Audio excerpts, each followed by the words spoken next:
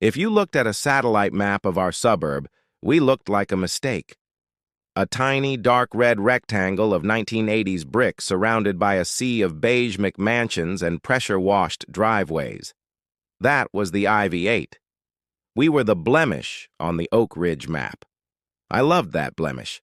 I loved the way the sparrows nested in the thick emerald vines, and the way my neighbor Miller would rev his vintage bike without a fine arriving in his inbox 10 minutes later. We were independent. We were sovereign. But to Brenda Montgomery, we weren't a neighborhood. We were an unfinished project, and Brenda didn't like leaving projects unfinished. The vans arrived at 6 a.m., loaded with buckets of Oak Ridge satin. The plan was simple: erase the brick, kill the ivy, and turn our lives into a uniform shade of grayish. My neighbors had already folded, dazzled by promises of heated pools and prestige. I was the only thing standing between Brenda and total annexation, and I only had one weapon left: a faded 1984 charter and a secret I found in a muddy folder. But before the injunctions and the depositions, let's go back to where the first crack appeared. If you like this story, I'd really appreciate you considering a like and subscribe to help me get stories like this out to all of you. I am a creature of quiet corners and old stone. 10 years ago, I poured every cent of my inheritance, the hard-earned remnants of my grandfather's clock repair business, into Unit 4 of the IV-8. My grandfather used to say that a well-oiled gear doesn't make a sound, and I've lived my life by that mantra. I didn't choose this place for the square footage or the proximity to the city. I chose it for the silence. The IV-8 is a stubborn architectural fluke, a row of 8 standalone townhouses that refused to be leveled when the developers moved in 30 years ago. We are a red brick island surrounded on all sides by the Oak Ridge estate, a sprawling sea of beige siding, grayish trim, and houses that look like they were squeezed out of the same plastic mold.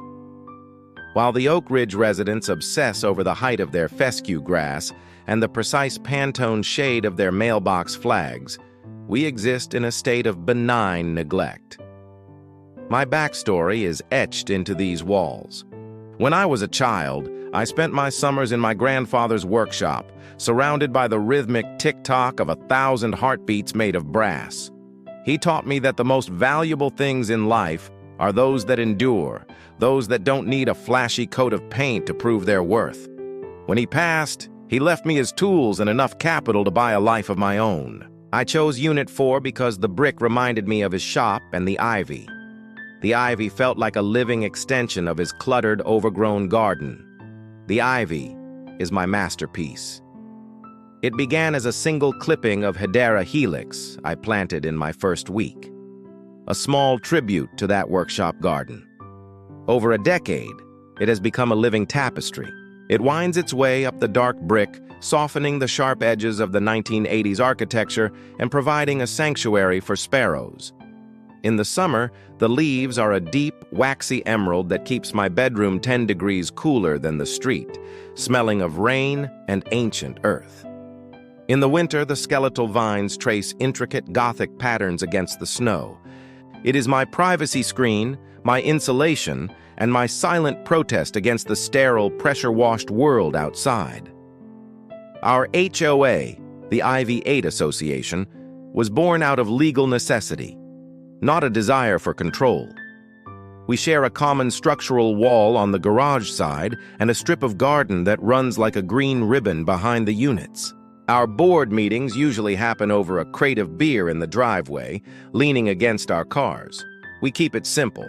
$80 a month covers the shared insurance and pays for Mike, a local kid who mows the grass but knows better than to touch the ivy. There are no fines for the wrong shade of curtains.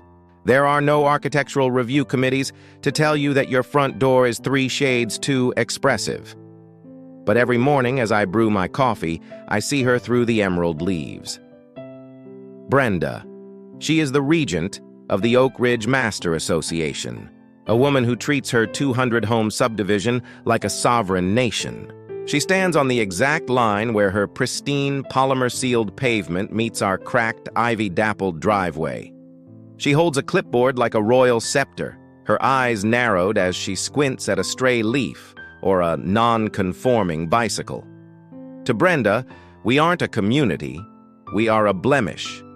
We are the botanical eyesore that prevents her from achieving a 100% unified aesthetic rating for the district. I've watched her for years, a sentinel of suburban order, waiting for a crack in our foundation. I always thought our little 8-unit charter was an unbreakable shield, protected by the very laws that created it. I didn't realize that while I was tending to the ivy, Brenda was already tending to the greed and desperation of my neighbors. The first crack in our brickwork didn't come from a storm or a shifting foundation. It came from Unit 3. Marcus had drifted into the Ivy 8 3 years ago like a piece of expensive flotsam. His arrival was heralded by a silver Lexus, the same make and model as Brenda's, idling in our driveway as he struggled to move a single designer suitcase and a collection of vintage golf clubs into the smallest unit of the block. He was a man who looked like he was perpetually recovering from an expensive nap. Rumpled linen polo shirts, Italian loafers with no socks, and a vacant, glassy stare that suggested his brain was mostly white noise and stock tickers. He was the Ivy 8's fail son, a trust fund beneficiary whose only real job was to occupy space within our walls and report back to the regent of Oak Ridge. My grandfather used to say you can tell a man's character by his hands. Marcus's hands were soft, uncalloused, and usually wrapped around a smartphone or a craft beer. I watched him from my balcony, hidden behind the thick waxy curtain of my emerald leaves. Marcus didn't garden. He prowled. He spent his afternoons leaning over the back fences that separated our small patches of dirt, a craft beer in one hand and a practiced, casual concern in his voice. He wasn't talking about the weather or the local sports scores. He was talking about synergy. Doesn't it feel a bit precarious? He'd ask Miller from Unit 6, his voice drifting across the shared garden like a slow-acting poison. Just the 8 of us against the world? If a pipe bursts under the common driveway, we're all on the hook for 10 grand each. But if we were part of the Oak Ridge Master Association, well, Aunt Brenda says their reserve fund is in the millions. We'd be bulletproof. One call to the 24-hour hotline, and it's someone else's problem. He was the Trojan horse in a pair of tailored chinos. He didn't come with threats. He came with the promise of an easier, managed life. He'd spent months checking in on the older residents, helping Mrs. Gable in Unit 8 move a heavy sofa or carry her groceries, all while subtly mentioning how much more secure the gated perimeter of Oak Ridge felt compared to our open, ivy-dappled driveway. He made our independence feel like a liability, a flickering candle in a windstorm that only the Master Association could shield. But Marcus was more than just a chatterbox. He was a direct line. Every time we had a minor disagreement at an Ivy 8 meeting, whether it was about the frequency of Mike's lawn mowing or the exact shade of stain for the shared bin enclosure, Marcus was on the phone to Brenda before the sun went down. He was feeding her our vulnerabilities, mapping out the frustrations and financial anxieties of my neighbors like a general scouting a fortification.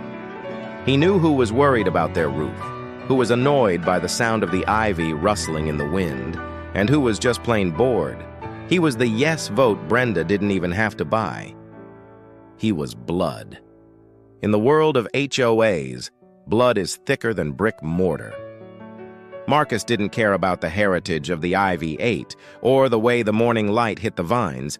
He cared about the onboarding bonus Brenda had promised him for delivering the block. One afternoon, I saw him standing in his open garage, staring at a glossy brochure pinned to his workbench. It was for a brand new Audi S5, already circled in a shimmering, sterile shade of Oak Ridge silver. He wasn't just a neighbor. He was an operative.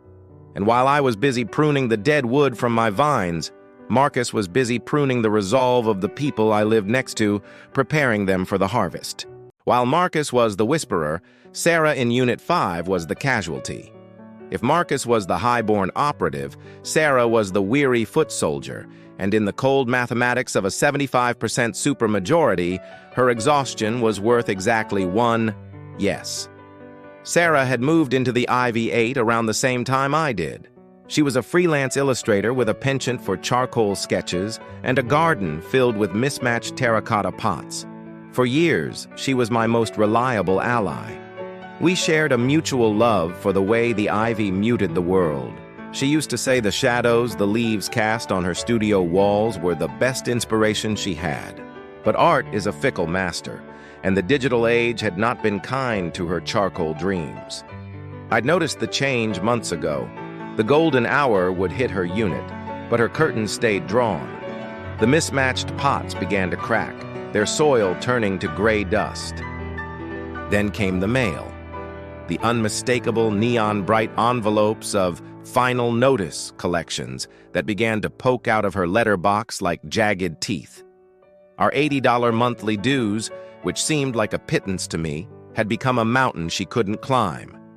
I saw Brenda's silver Lexus idling outside Unit 5 on a Tuesday morning, a time when the rest of the street was at work and the only witnesses were the sparrows in my vines.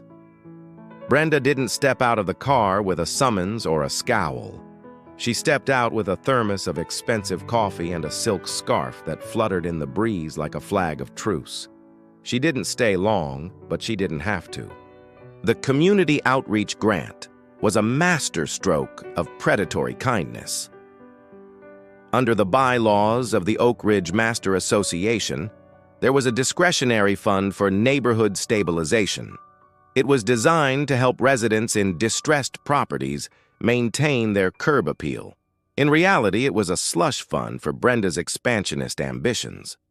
She offered Sarah a way out, a lump sum to clear her back taxes, her outstanding HOA dues, and a consulting fee for Sarah to act as the IV-8's internal liaison for the merger. It wasn't a bribe in the traditional sense. At least, that's how Sarah would later justify it to herself. It was a lifeline. But the fine print was written in Brenda's lavender-scented ink. The grant was only payable upon the successful dissolution of the IV-8 and our absorption into Oak Ridge.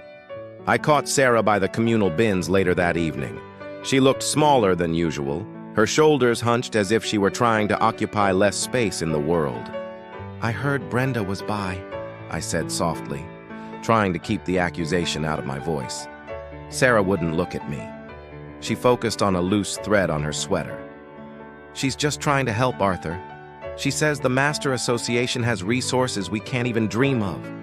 Health advocacy programs for the seniors, emergency repair grants. It's not just about the rules. It's about being part of something bigger." "It's about the ivy, Sarah," I countered, gesturing to the green wall behind us.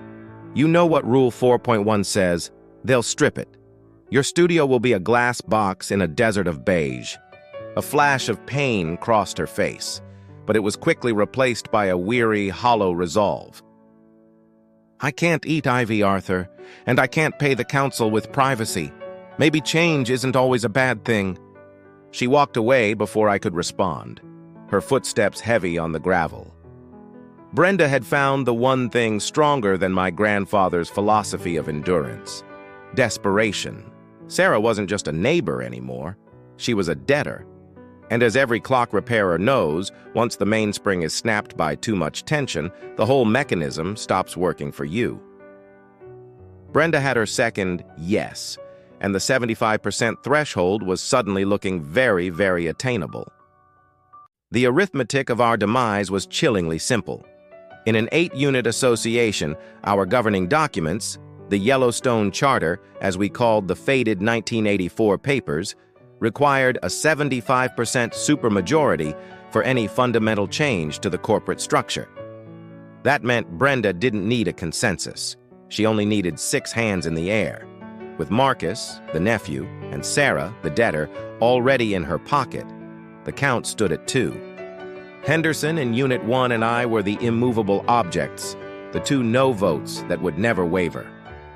That left the middle 4, the swing voters in Units 2, 6, 7, and 8. They were the battleground, and Brenda was a master of suburban trench warfare. The pressure didn't start with a formal notice. It started with the inconvenience campaign. Suddenly, the services we'd taken for granted for a decade began to feel fragile. Our local insurance broker, a man who had handled the IV-8 for 20 years, suddenly sent a letter stating he would no longer be renewing our common wall policy. Risk profile too high for a small pool, the letter claimed. I later found out the brokerage firm had just been acquired by a conglomerate where Brenda sat on the regional advisory board. Then came the maintenance audit. Brenda had a friend from the local council, a man who smelled of stale cigarettes and municipal power, stroll down our driveway with a clipboard.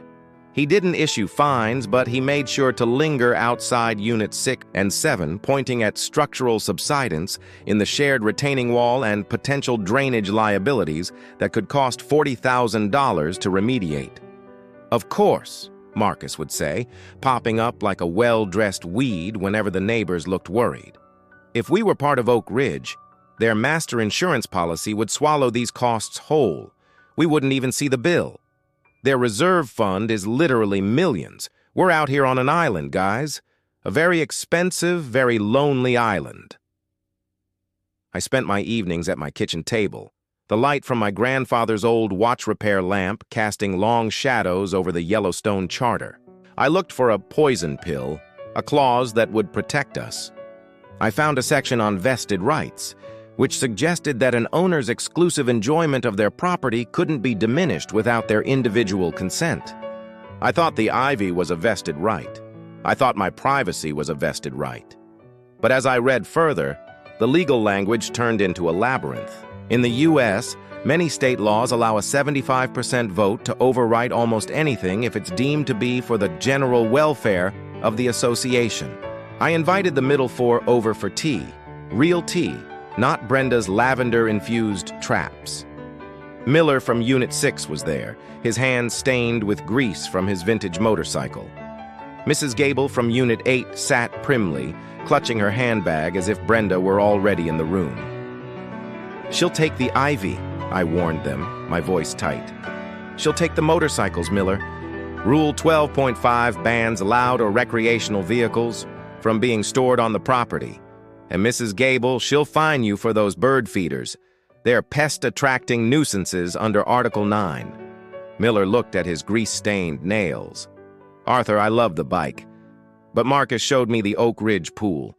My grandkids visit every weekend, and they're bored to tears here. Brenda says if we join, I get a legacy membership for them. And this retaining wall, I don't have 10 grand for a repair." "It's a trap, Miller," Henderson growled from the corner, his cane thumping the floor. "She's manufacturing the crisis to sell you the cure." But the lure of the master fund was a powerful siren song for people living on fixed incomes or freelance dreams. Brenda wasn't just offering a merger. She was offering an exit from anxiety. She was promising to turn our brick island into a managed asset. And as I looked at the weary faces of my neighbors, I realized that to them, my beautiful shielding ivy wasn't a masterpiece. It was just one more thing they'd eventually have to pay someone to trim. The trap was set. The bait was the pool and the insurance. The steel teeth were the 75% threshold. Brenda only needed one more yes to break us, and she was already polishing her shears. By the second week of the offensive, the IV-8 didn't smell of rain and old brick anymore. It smelled of summer linen candles and high-gloss brochures. Brenda's campaign had moved from the shadows of back-fence whispers into a full-scale psychological occupation. It was the Aesthetic Alignment Initiative. That was the official title on the packets left on our doorstep every morning. Brenda had hired a community consultant, a woman with teeth so white they looked like architectural accents, to walk the middle four through the visual harmonization of our block. "You see?" the consultant chirped as she stood in the middle of our driveway, gesturing to my unit with a manicured finger. "The current facade is distracting. It's a break in the visual flow of the greater Oak Ridge tapestry. By bringing the IV-8 into the fold, we can implement a graige palette, a sophisticated blend of gray and beige that increases perceived market value by an average of 14%. I stood on my porch, my arms crossed, the ivy rustling behind me like a protective shroud. "It's brick, Vanessa," I said, my voice flat. "Brick doesn't need to be harmonized. It's been here since 1984. She gave me a look of profound pity, the kind you give a clock repairer who doesn't realize the world has moved to digital. Arthur, dated is just another word for depreciating. The Master Association offers a subsidized facade refresh for all new annexes. It's practically free for the owners." That was the hook. Brenda wasn't just offering to take over our insurance. She was offering a renovation. To Miller in Unit 6, whose window frames were rotting, and to the couple in Unit 7 who were desperate to flip their unit and move to the suburbs, a free coat of greige paint and a new uniform mailbox was a godsend. Marcus was the enforcer of the new aesthetic. He'd spent the weekend pressure washing his own driveway, the high-pitched scream of the machine cutting through the morning silence like a circular saw. He made sure to stop exactly at the property line of my unit, leaving a jagged, bright white scar in the gray concrete. "Looking a bit dingy over there, Arthur," he shouted over the roar of the engine. "Aunt Brenda says once we're all under one roof, the professional crews come through every quarter. No more moss, no more infestations." He looked pointedly at the ivy. The greige wasn't just a color, it was a philosophy of erasure. It was the promise that if we just surrendered our individuality, our anxieties would disappear into a neutral, low-maintenance blur. I found Henderson in the garden that evening, poking at a patch of weeds with his cane. "They're breaking, Arthur," he whispered. "Unit 2 told me today they've already picked out their Oak Ridge-approved door knocker. The fear of being the odd one out is stronger than the love of the brick." The middle four were no longer talking to me about the Yellowstone Charter. They were talking about curb appeal and standardized refuse collection. Brenda had successfully framed our independence as a burden and her control as a luxury. As I retreated into the dark, cool sanctuary of my ivy-covered living room, I realized that the 75% threshold was no longer a legal barrier. It was a countdown. Brenda didn't need to convince me. She just needed to make the middle four feel like my refusal to conform was the only thing standing between them and a harmonized future. The greige was spreading, and the green was starting to look like a crime. The summons didn't arrive via the usual community notice board. It was hand-delivered by a courier in a crisp white polo shirt, tucked inside a heavy cream-colored envelope that smelled faintly, sickeningly, of lavender. Special General Meeting. Proposal for amalgamation with the Oak Ridge Master Association. The venue wasn't our usual driveway gathering. Brenda had generously offered the Oak Ridge Community Clubhouse, a glass and steel monstrosity that sat like a sentinel at the top of the hill. Entering it felt like stepping into a sterile, climate-controlled future. The air was filtered, the lighting was recessed, and the carpet was a shade of high-traffic sand that seemed designed to swallow footsteps. I walked in with Henderson. He was wearing his best tweed jacket, his cane clicking defiantly against the polished floor. We were the only ones who looked out of place. The middle four were already there, sitting in ergonomic chairs, sipping sparkling water from branded Oak Ridge flutes. Marcus was at the front, looking like a junior executive, while Sarah sat off to the side, her eyes fixed on a spot on the wall. Brenda stood behind a mahogany lectern. She didn't look like a tyrant. She looked like a CEO. "Welcome, neighbors," she purred, her voice amplified by a subtle surround sound system. "Tonight isn't about an ending. It's about an elevation." She dimmed the lights. A PowerPoint presentation flickered to life. Slide 1. A photo of the Ivy 8, looking shadowed and overgrown. Slide 2. A 3D architectural render of what we could be.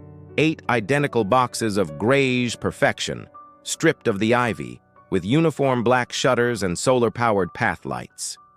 We have the 75% threshold required by your 1984 charter, Brenda continued, her eyes scanning the room. But more than that, we have a vision. A vision where you never have to worry about a roof leak or an insurance hike again. A vision where your assets are protected by the strongest master association in the county. I stood up, my shadow long against the screen. And the cost, Brenda?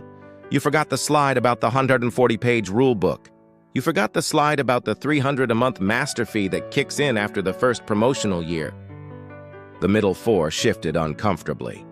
Miller from Unit 6 looked at his water glass. Brenda didn't blink. Arthur, we've discussed the dues. They are an investment in excellence. And as for the rules, well, most people find that order is quite a comfortable thing to live with.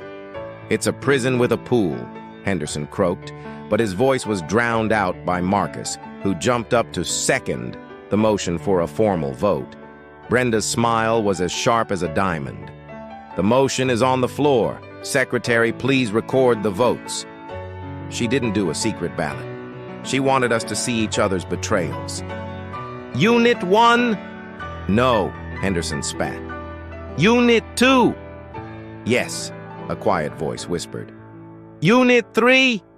Yes, Marcus shouted, almost vibrating with the thought of his new Audi. Unit 4? No, I said, my voice echoing in the hollow room. Unit 5? A long, agonizing silence. Sarah looked at me, her face a mask of exhaustion and debt. She looked at Brenda. Yes, she choked out. The middle four, Units 6, 7, and 8, followed like falling dominoes. Yes, yes, yes. The tally is 6-2, Brenda announced, her voice ringing with a terrifying finality. The 75% threshold has been met. Effective immediately, the IV-8 Association is dissolved. Welcome to Oak Ridge. She didn't offer a toast. She just picked up her clipboard and checked a box.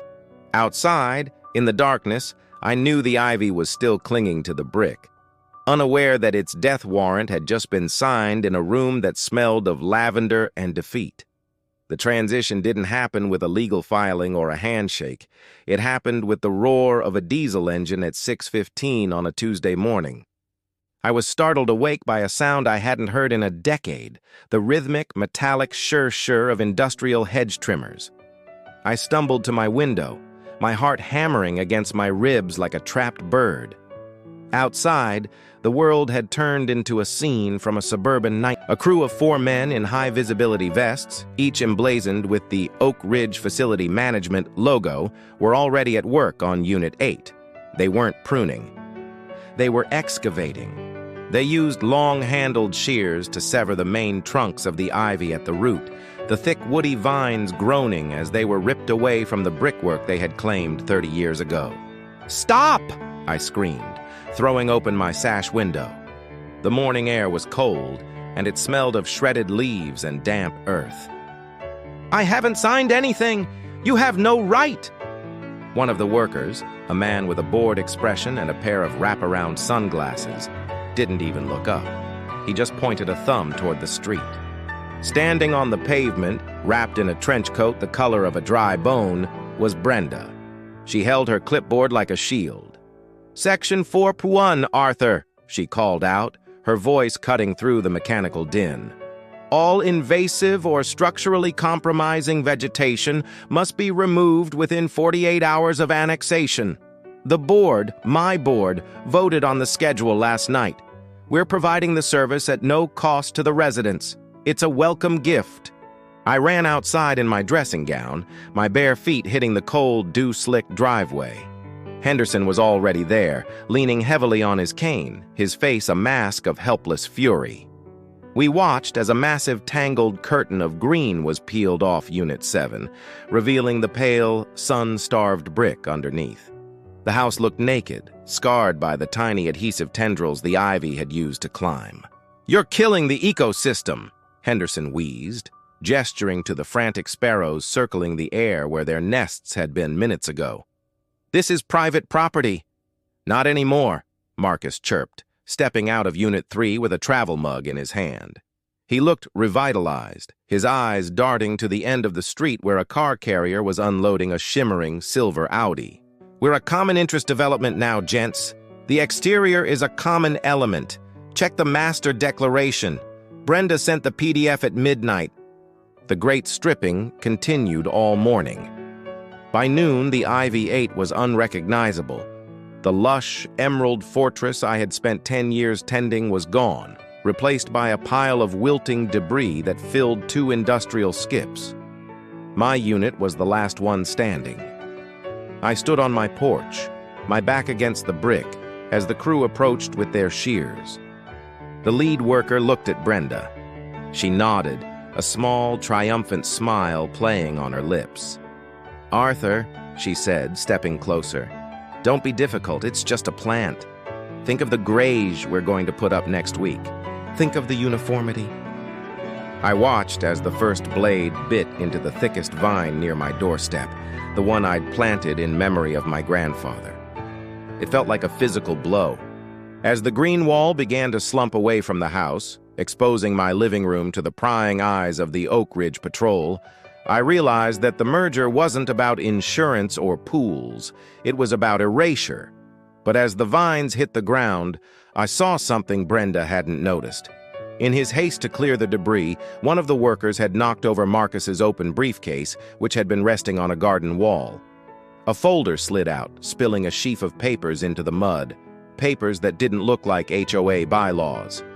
The stripping of the ivy was supposed to be our defeat, but as I caught a glimpse of a confidential header on a bank document, I realized it might just be the first clue in our counterattack. The scent of shredded chlorophyll was thick enough to taste, a vegetal wake for the garden I had spent a decade nurturing. As the work crew moved their heavy machinery toward Unit 3, Marcus's place, to finish the job, the street fell into a hollow, artificial silence. The privacy screen was gone. For the first time in 10 years, I could see directly into Miller's kitchen across the way. He looked miserable, nursing a mug of coffee and staring at the jagged, pale scars on his brickwork where the ivy had once clung. Brenda was busy directing the skip loader, her back turned. Marcus was preoccupied with his new silver Audi, which had just been rolled off the flatbed at the end of the driveway. He was buffing an invisible speck of dust off the bonnet with the sleeve of his cashmere sweater, looking every bit the victor. That's when I saw it. In the chaos of the great stripping, one of the workers had clipped the edge of Marcus's designer briefcase, which he'd left perched precariously on our shared low wall. It had tumbled into the gutter, spilling a fountain of papers into a puddle of muddy runoff and shredded leaves. I moved instinctively.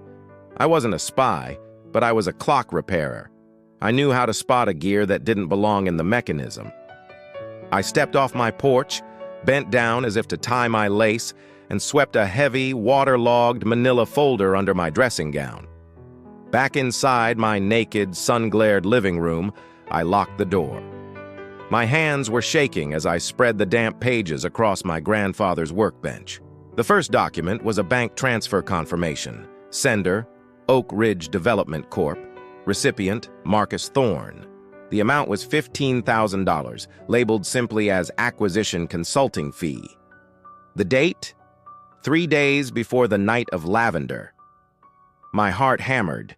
In the eyes of the law, Marcus was a member of the IV-8 board.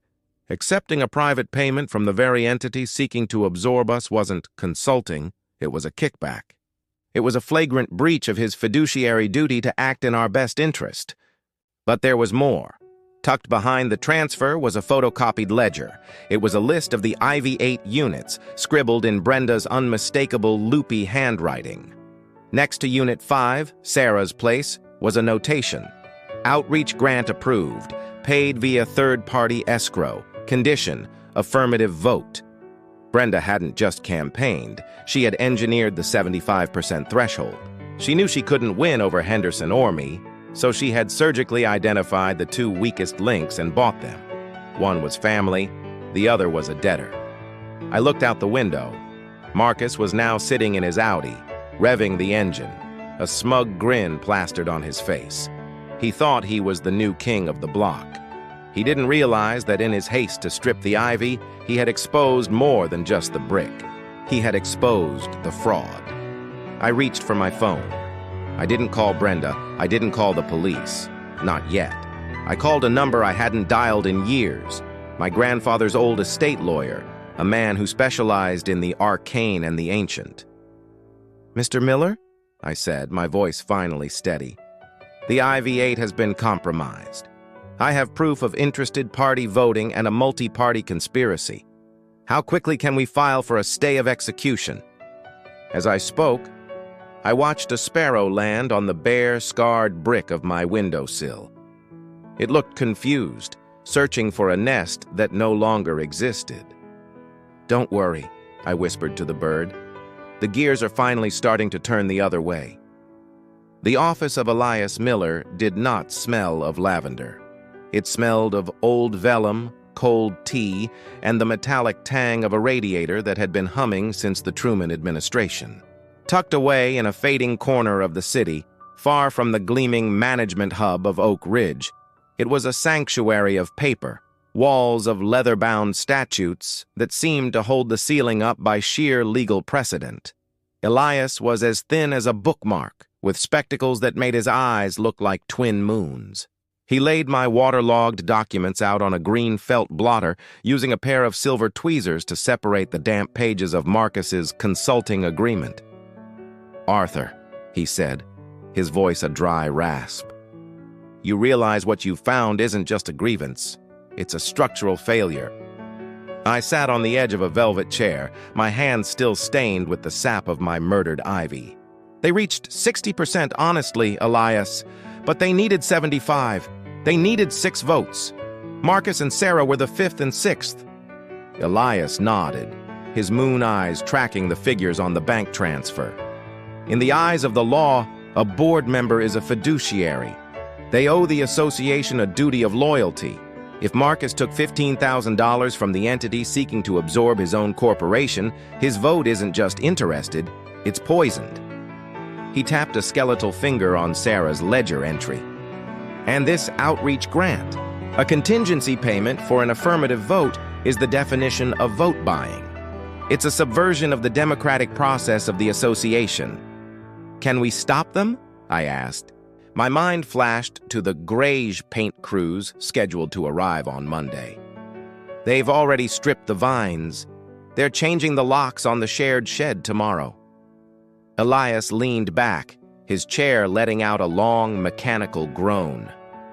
"In this jurisdiction, a merger built on fraud is void ab initio. It's as if it never happened. But Brenda is clever. She'll claim these were independent gifts. We don't just need to prove the money changed hands, we need to prove the quid pro quo." He pulled a heavy volume from the shelf, The Law of Common Interest Developments. "We file for an emergency injunctive relief. We tell the court that the 75% threshold was reached through extrinsic fraud. If the judge agrees, we freeze everything. No paint, no bylaws, no Oak Ridge. And if we lose..." Elias looked at me over the rims of his glasses. "Then you live in a beige box and pay Brenda $300 a month for the privilege of hating your neighbors. But Arthur, a clock doesn't work if 2 of the gears are made of cardboard, and Marcus and Sarah, they're cardboard."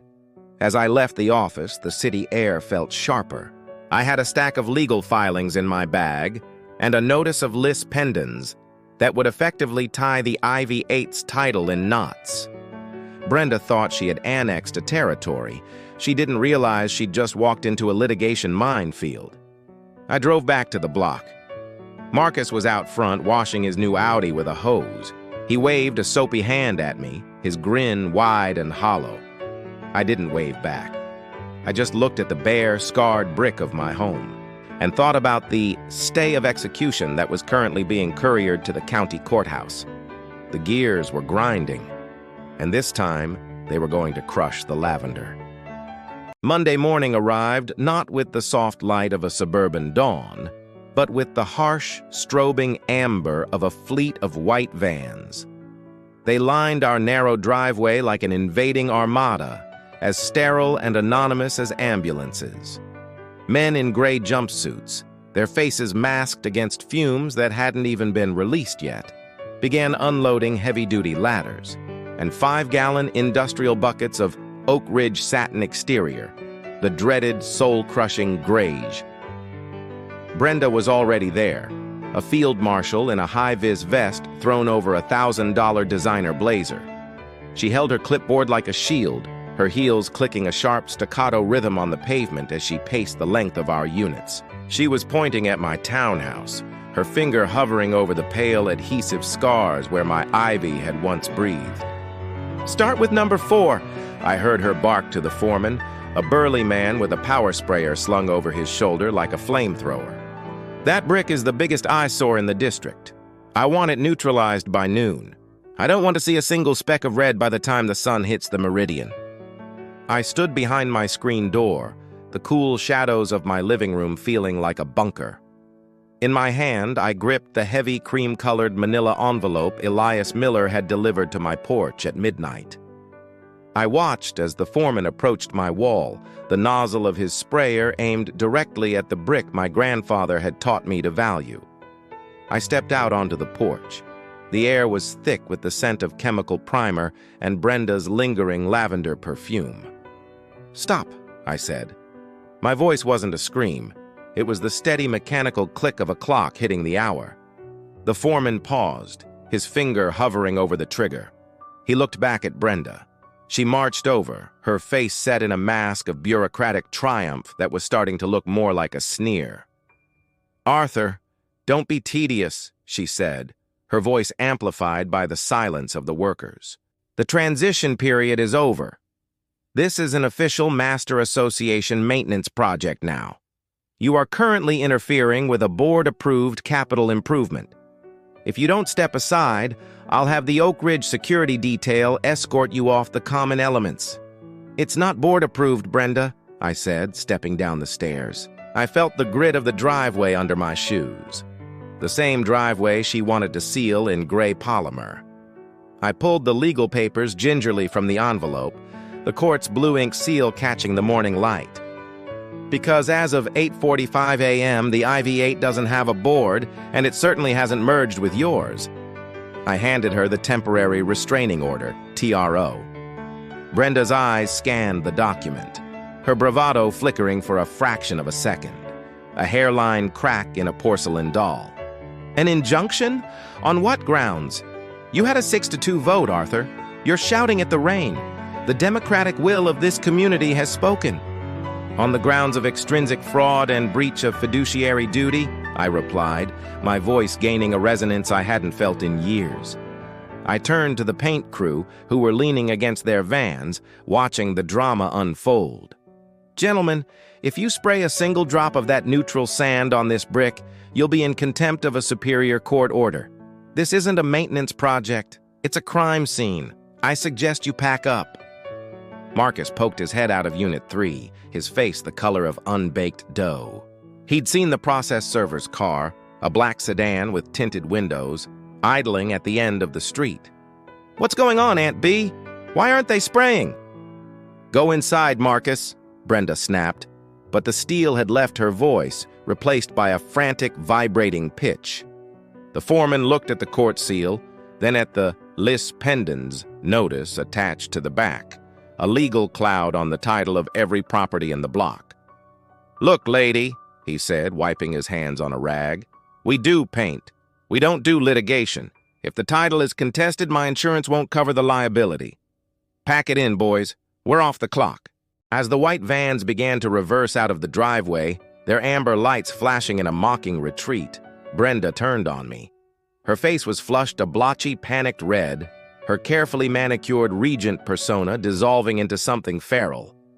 "This is a stall tactic, Arthur. You can't prove a thing.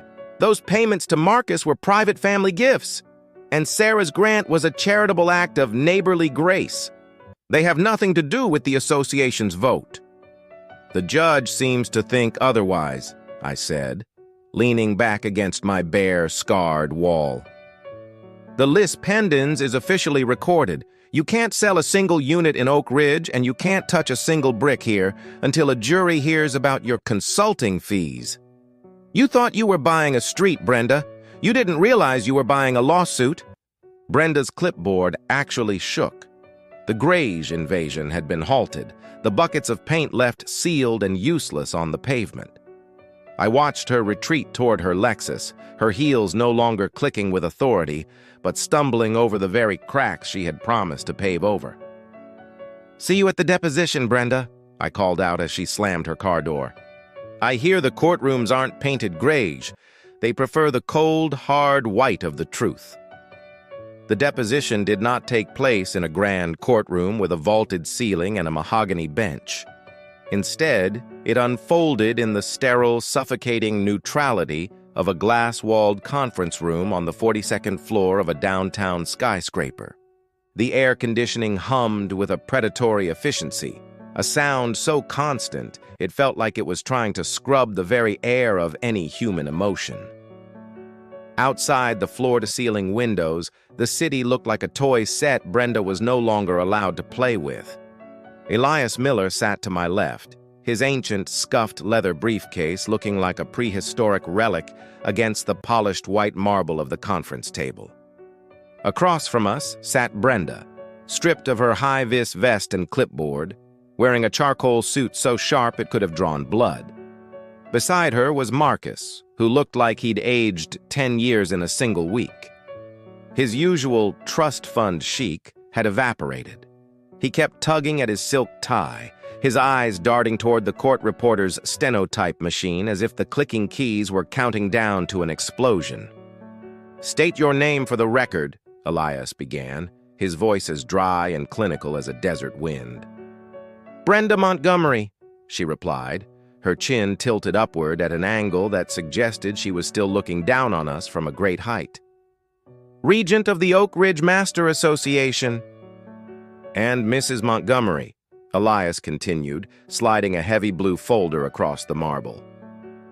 "Could you explain the acquisition consulting fee of $15,000 paid to your nephew Marcus Thorne exactly 3 days before the IV-8 merger vote?" Brenda didn't flinch. Her gaze remained fixed on Elias, her pupils like pinpricks. "Marcus is a talented young man with a keen eye for development. He provided invaluable logistical insights into the challenges of integrating an older, structurally suspect property into our modern framework. It was a private, professional contract." "A private contract," Elias repeated, the moon-shaped lenses of his glasses catching the sterile light. "And did you disclose this private contract to the other members of the IV-8 before they cast their ballots? To people like Miller or Mrs. Gable, who were under the impression that Marcus was an impartial neighbor acting in their best interest?" "There was no legal requirement for disclosure," Brenda snapped, her composure starting to vibrate with a high-pitched tension. "It was a family matter, a private arrangement between relatives. In the world of HOA governance, Mrs. Montgomery, there is no such thing as a family matter when money is exchanged for influence over a corporate merger," Elias countered. He then turned his gaze to Marcus, whose forehead was now glistening with a fine sheen of sweat. "Mr. Thorne, let's talk about the Audi. The silver S5 currently sitting in your garage. Was that also a logistical insight?" Marcus opened his mouth, but only a dry, rattling croak came out. He looked at Brenda for a lifeline, but she was staring straight ahead, her jaw locked so tight I could hear the faint click of her teeth. It was a gift," Marcus finally stammered, his voice thin. "Aunt B, she just wanted me to have a reliable vehicle, for the commute, to the Master Association planning meetings." "A commute of exactly 200 yards from your front door to the Oak Ridge Gatehouse?" Elias asked, a ghost of a smile playing on his lips. "That's a very expensive car for a very short walk." Then came the heavy blow. Elias pulled out the outreach grant document I'd rescued from the mud, the one with the smeared lavender ink. He laid it in the center of the table like a card player revealing a winning hand. "This grant to Unit 5, Sarah Jenkins. It states clearly that the funds were contingent upon a successful ratification of the annexation. In legal terms, Brenda, that isn't a grant. That's a bounty. You didn't just campaign for a vote. You put a price on the IV-8's head." For the first time, Brenda's mask shattered. A vein throbbed in her temple, and she slammed her palm against the marble. I was saving that woman from the street. I was doing what the Ivy 8 was too small and too incompetent to do. She was drowning in debt because your charming little association had no resources. You were buying a supermajority, I said, breaking my silence for the first time. I looked her in the eye, seeing not a regent, but a woman who had tried to pave over people's lives to satisfy her own pathological need for control. You didn't want a community, you wanted a trophy. You wanted to erase the brick because it was the only thing in this zip code you couldn't control. The court reporter's fingers flew over the keys, recording every stutter, every defensive snarl, and every damning admission of the contingency fees. By the time the stenographer called for a lunch break, the lavender regent looked diminished, her grayish empire suddenly revealed for what it was. A house of cards built on a foundation of secret kickbacks. As we walked toward the lifts, I looked at Marcus. He was leaning against the glass wall, looking out at the city as if he were already counting the days until his Audi was repossessed. The Ivy 8 was about to become the crack that brought the whole Oak Ridge expansion crashing down.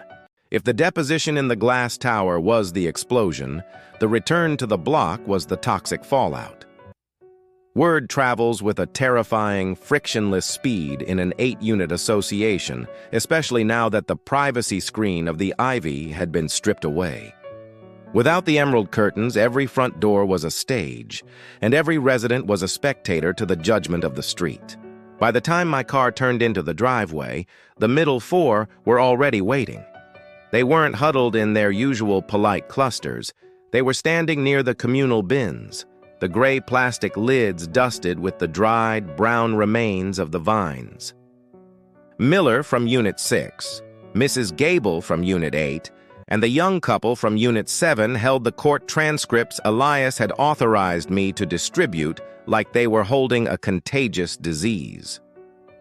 $15,000? Miller's roar bounced off the naked, sun-scarred brick. He was shaking the photocopy of Marcus's consulting fee at the closed door of Unit 3.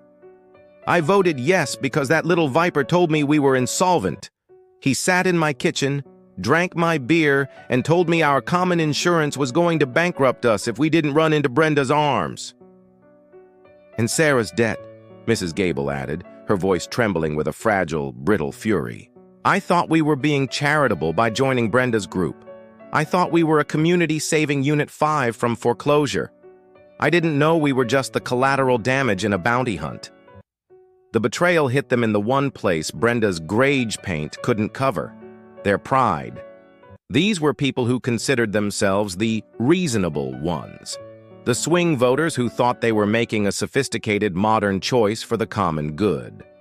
To find out they were merely the unpaid extras in a script written by Brenda and funded by secret kickbacks was a humiliation they couldn't swallow.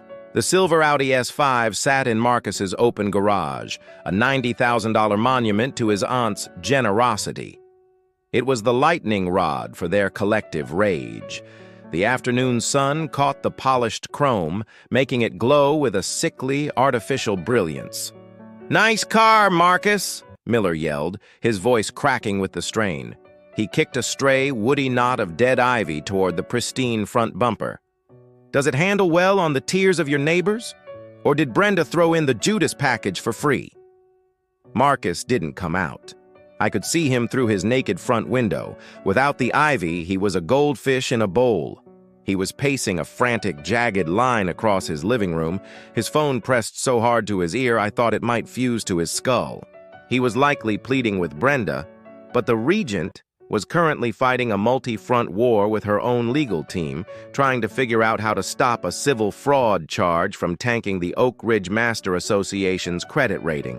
Then there was Sarah. She emerged from Unit 5, her eyes red-rimmed and her hair a tangled mess. She didn't look like the consultant for progress Brenda had promised she would be. She looked like a woman who had sold her soul for a month's rent and realized the check was about to bounce. "I didn't know about Marcus," she whispered, her voice barely audible over the wind whistling through the bare eaves. She approached the group, her hands tucked deep into her pockets. She told me it was a gift. She told me I was the only one she was helping because she cared about the arts and my studio. "She cared about your signature, Sarah," I said, stepping forward. I felt a fleeting pang of sympathy, but the sight of my bare, wounded walls kept it brief. "She used your desperation to pick the 75% lock. Without your yes, and without Marcus's yes, she only had 4 legitimate votes. That's 50%. The merger was a legal fiction from the moment she signed your grant agreement." The unity Brenda had promised had finally arrived, but it was a dark, jagged version of her vision. The IV8 were finally harmonized, not by neutral paint or standardized mailboxes, but by a collective burning desire to see the master empire burned to the ground. "What do we do, Arthur?" Miller asked, turning to me. For the first time, he wasn't looking at the Azure Pool brochures. He was looking at the original 1984 Yellowstone Charter I held in my hand. "We do what my grandfather taught me about a broken clock," I replied, the paper crinkling in my grip. "We pull out the gears that don't belong, and we reset the time to before Brenda ever set foot on this drive." The legal pressure didn't just mount, it crested like a dark, suffocating wave that threatened to drown the entire Oak Ridge empire. By Thursday, the Oak Ridge Master Association wasn't a prestigious destination anymore. It was a radioactive liability. Because Elias had successfully filed the lease pendants, every single property title in the 200-home estate was clouded. In the cold eyes of the bank, those McMansions were no longer collateral. They were gambles. Prospective buyers couldn't secure mortgages, and 3 pending sales in the high-end sector collapsed within 48 hours, leaving frantic sellers holding the bag. The Lavender Regent was no longer being greeted with sycophantic smiles at the communal pool. She was being hounded by her own residence people who had ignored her tyranny as long as their lawn was green, but who were suddenly very interested in why their $800,000 assets were being held hostage by a dispute over an 8-unit brick block. Brenda sent Marcus. It was her final, desperate gambit. A peace offering wrapped in the trembling cowardice of a nephew who had realized he was the first person his aunt would throw to the wolves. He knocked on my door at dusk, his shadow long and pathetic against the bare, wounded brick. He wasn't wearing the trust fund chic linen polo today. He was wearing a shapeless gray hoodie, looking like a man who desperately wanted to blend into the shadows he had helped erase. "Arthur," he said, his voice cracking like dry parchment as I opened the door. He didn't look at me. He looked at the jagged, pale scars on the wall where the ivy used to be. "Aunt Brenda. She wants to make a deal. A total retreat. She'll drop the annexation. She'll sign a covenant of non-interference for the next 50 years. She'll even pay for the professional replanting, top-tier nursery stock, not the hardware store stuff." I leaned against the door frame, the evening air feeling sharper, colder, without the insulating embrace of the vines. "And the cost of this mercy, Marcus? What does she want in return?" "All you have to do is drop the fraud charges and lift the list pendants," he whispered, his eyes darting to the street where a tow truck was idling. "The Audi is already gone, Arthur. The dealership repossessed it this afternoon because the consulting grant was flagged as suspicious by the bank's fraud department. I have nothing. She's going to let me take the fall for the interested voter violation. She told the master board it was my idea." "She's not letting you, Marcus. You already took the fall the moment you cashed the check," I replied. I felt a cold, clinical detachment, like a clock repairer looking at a gear that had stripped its own teeth through sheer friction. "But a deal with Brenda isn't worth the lavender-scented paper it's printed on. We don't want a covenant that she'll just find a loophole in next year. We want a judicial dissolution of the merger." "She can't afford a trial," Marcus pleaded, his voice rising to a frantic pitch. "The Oak Ridge Board is already talking about a vote of no confidence." If this goes to a judge and the details of the outreach fund are read into the public record, she loses everything. The entire Master Association could be dismantled for systemic financial impropriety. Then she should have left the ivy alone, I said, my voice as steady as a pendulum. I closed the door, the click of the lock echoing in the hollow hallway. I walked to my grandfather's workbench and picked up a small, weathered trowel, its wooden handle smooth from decades of use. I went out into the shared garden. One by one, the other residents emerged into the twilight. Miller, Mrs. Gable, even Sarah, her face pale and etched with a newfound stony determination. We didn't talk about synergy or amenities. We just stood in the space where our independence had been stripped away, looking at the empty skips filled with our history. The breach wasn't just in the legal documents Elias was filing. It was in the very walls of Oak Ridge. Brenda had tried to build a kingdom on a foundation of grayish uniformity, but she had forgotten the oldest rule of architecture. A structure is only as strong as its integrity. We go to the hearing tomorrow, I told the group, the trowel heavy in my hand. And we don't settle for a gift from a thief. We demand the truth. The hearing wasn't held in the sterile, glass-walled skyscraper where the depositions had unfolded, nor in a modern hall with recessed lighting and ergonomic chairs. It was held in Department 12 of the county courthouse, a room that smelled of old floor wax, heavy oak, and the inescapable dusty weight of a century of law. The ceiling was a vast expanse of ornate plaster, peeling slightly at the edges, a stark contrast to the maintained perfection of the Oak Ridge estate. Here the imperfections were honest. They were the scars of a truth-seeking machine that had been grinding long before Brenda bought her first clipboard. I sat on a hard wooden bench that felt solid and uncompromising. To my left, Elias Miller was a study in stillness, his skeletal fingers resting on a stack of ledgers that contained the financial obituary of Brenda S. Ambition. To my right, the middle four sat in a tense row. Miller from Unit 6 kept cracking his knuckles, the sound like small pistol shots in the hallowed silence. Sarah sat at the very end, her face a mask of exhausted relief, looking like someone who had finally stepped out of a crushing weight. Brenda sat at the respondents' table, flanked by a phalanx of expensive lawyers in charcoal suits. They were the kind of men who spoke in billable minutes and handled disputes like they were cleaning a spill. But Brenda herself looked different. Stripped of her high-vis regent vest, she looked brittle. She was clutching a string of oversized pearls so tightly her knuckles were a bloodless white. She wasn't looking at the judge. She was staring at the 1984 Yellowstone Charter lying on the clerk's desk as if it were a poisonous snake. Judge Holloway entered with a rustle of black silk that seemed to pull all the oxygen out of the room. She was a woman with iron-gray hair pulled into a knot so tight it looked structural.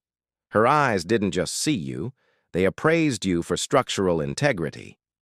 She didn't look like she had much patience for community synergy, aesthetic harmonization, or any of the other lavender-scented euphemisms Brenda used to disguise her greed.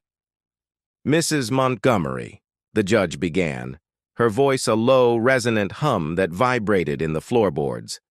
I have spent the morning reviewing the transcripts of your deposition. I have looked at the outreach grant contract for Unit 5.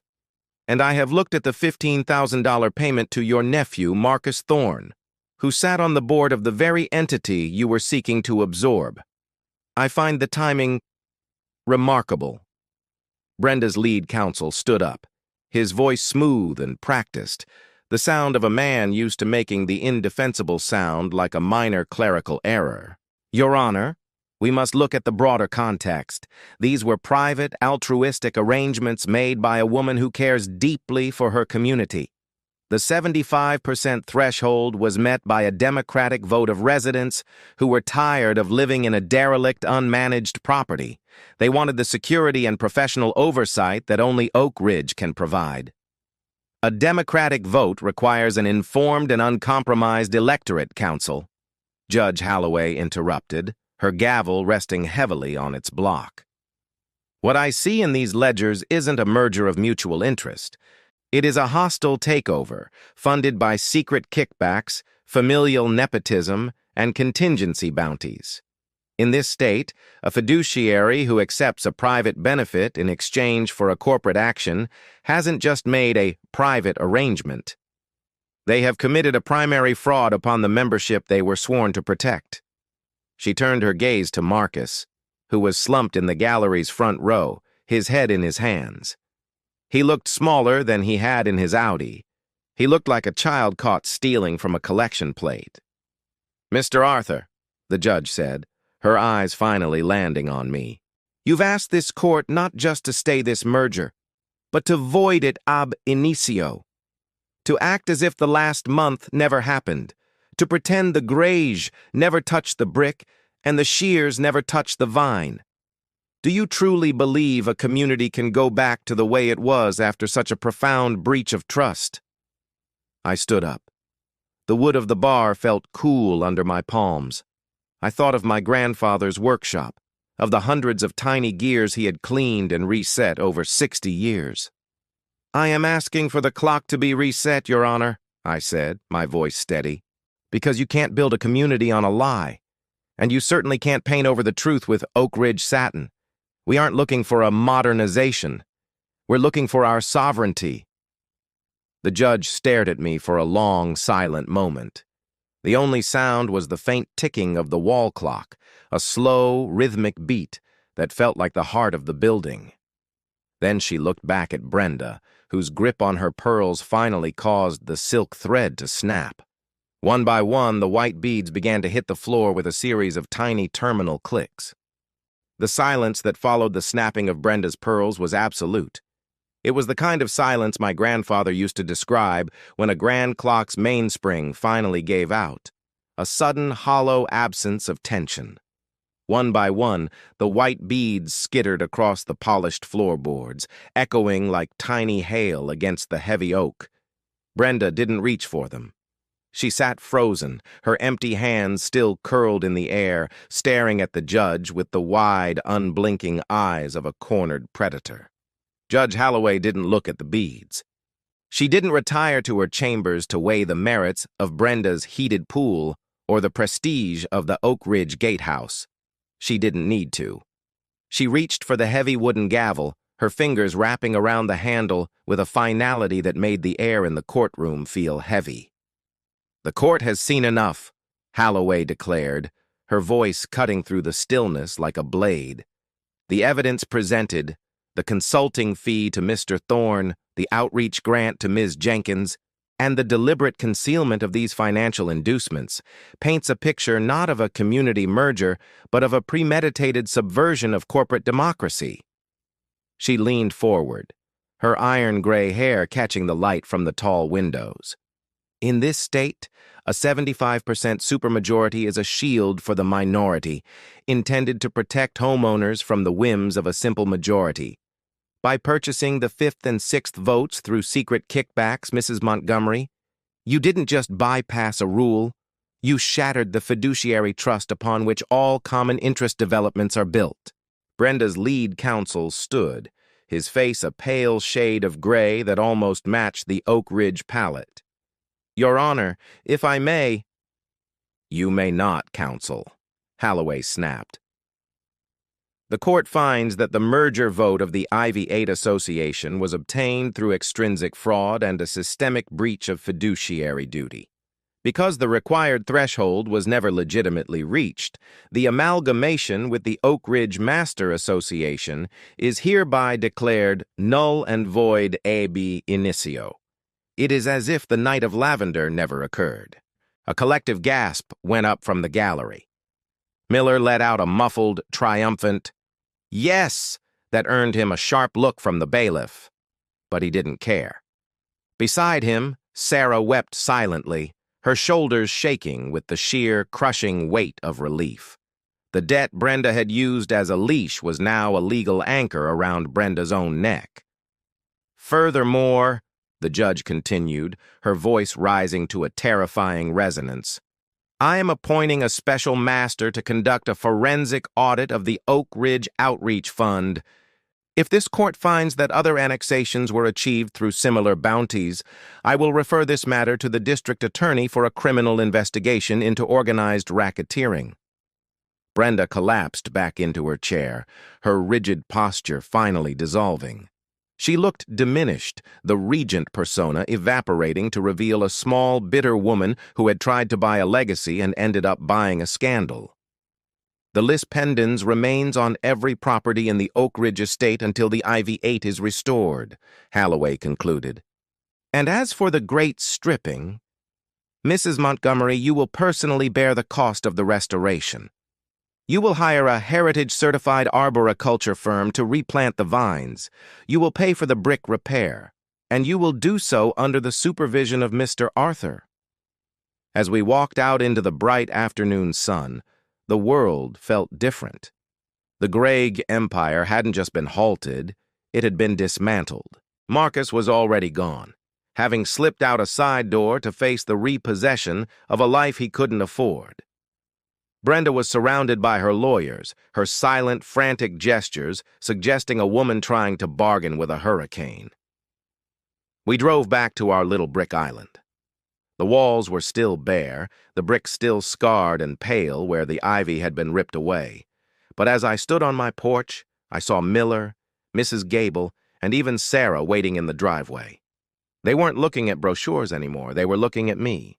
"We start tomorrow," I said, the Yellowstone Charter heavy and solid in my hand. "We bring back the green, and this time we make sure the roots are deeper than the greed." The clock was reset. The IV-8 was independent, and for the first time in a month, the only scent in the air was the honest, earthy smell of rain on old brick.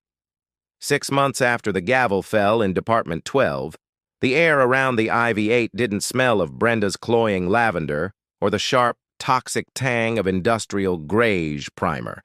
It smelled of bone meal, damp mulch, and the clean medicinal aroma of cedar oil. The Great Restoration had become a local legend, a masterclass in bureaucratic poetic justice that was being whispered about in HOA meetings across 3 counties. Under the unblinking eye of the court-appointed special master, Brenda had been forced to liquidate a significant portion of her personal share portfolio to fund the revival. The court had been explicit. This was not a landscaping project. It was a restitution of heritage. She hadn't been allowed to just buy plants from a local nursery. She was billed for 15-year-old Hedera hibernica, mature, hardy vines with thick, woody trunks that arrived on flatbed trucks like ancient green royalty returning from exile. I stood on my porch, a heavy ceramic mug of coffee warming my palms, watching the specialists work. They didn't use the crude, gasoline-powered shears Brenda's crew had wielded. These were arborists who moved with the precision of surgeons.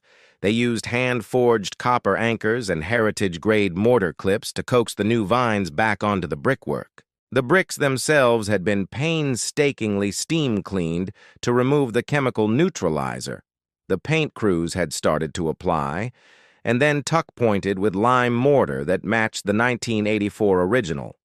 Brenda's fall had been a slow-motion collapse. The forensic audit of the Oak Ridge Outreach Fund had acted like a loose thread on a cheap sweater. Once Elias Miller started pulling, the entire master empire unraveled. It turned out we weren't the only blemish she had tried to erase. 2 other small associations had been absorbed through similar consulting grants, and once the pattern of systemic racketeering was established, the Oak Ridge residents turned on her with a ferocity that made our struggle look polite.